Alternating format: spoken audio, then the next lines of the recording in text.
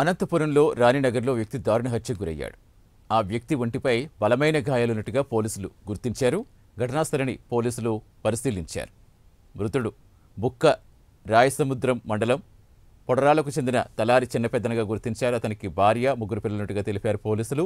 పిల్లలందరికీ చిన్న పెద్దన్న పెళ్లిళ్లు చేస్తాడు.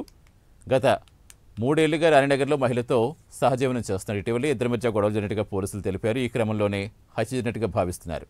మహిళ, ఆమె కుమారుడు పరారీలో ఉన్నట్టుగా పోలీసులు తెలిపారు.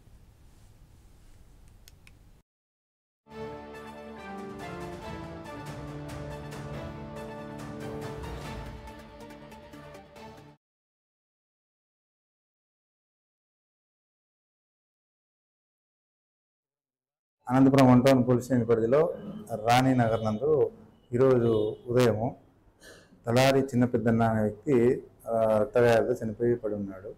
ఆ ఇంట్లో అతను సహజీవనం చేసే అంజనమ్మ వాళ్ళ కొడుకు రమేష్ ఉండేవాళ్ళు. పొద్దున అతను గాయాలతో చనిపోయి పడి ఉన్నాడు కాబట్టి వాళ్ళిద్దరు కూడా, అంజనమ్మ మరియు రమేష్ కూడా లేరు కాబట్టి కుటుంబంగా వాళ్ళిద్దరి మధ్యలో ఏదైనా ఘర్షణ జరిగి ఇతన్ని కొట్టడం వల్ల చనిపోయి ఉండవచ్చునని చెప్పి ప్రాథమికంగా నిర్ధారించుకున్నాము.